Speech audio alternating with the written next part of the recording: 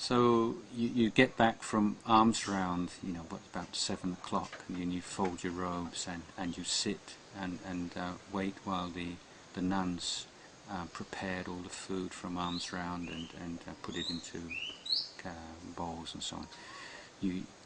But before you do that, you take a lump of sticky rice and make a ball out of it, put it in the bottom of your bowl, and then you sit meditation until the meal. But even though the food, as I say, was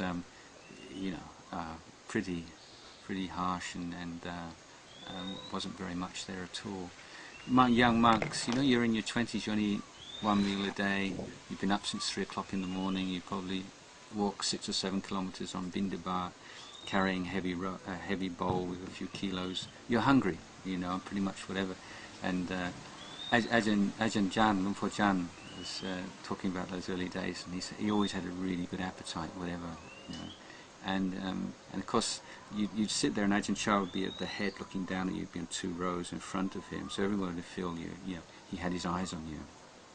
And one day Ajahn Jayasaro was just so hungry, and he was just really sort of getting stuck into this very simple meal.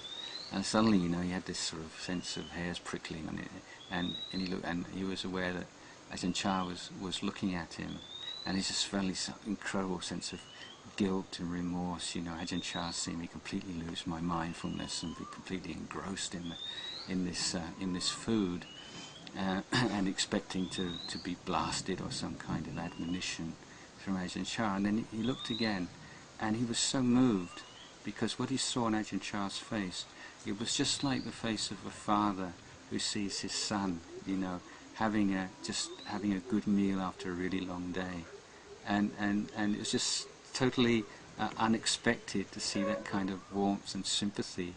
It's not that Ajahn Chah wasn't warm or sympathetic, but in that particular context, when you're taught that you have to be very mindful, you're not eating for taste, and to be very moderate and so on, that a time when he's basically just really enjoying the food, that there should be the kind of that understanding. In the end, he's just a young man and he's hungry, and so that was very.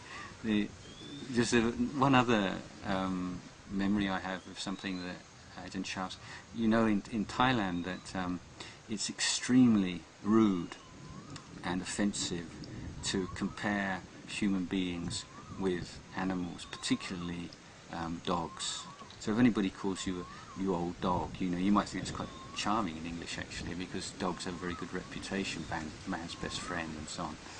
But in Thailand, you're asking for a fight, So this is a bit of background that Ajahn Chah would compare monks with dogs.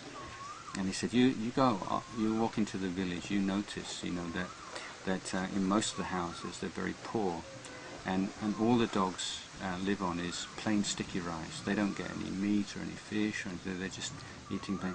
But look, they're really kind of thin and strong and powerful, and they're always wide awake and alert if there's anybody coming to steal things from the house. They're really good guard dogs, because they just eat so simply and eat so little. They're really sharp and awake. But if you go past the house of someone who's really wealthy, where the dogs get really good food, he said they're fat and they're laying around all day sleeping, and you can even tread on one and he won't even wake up sometime.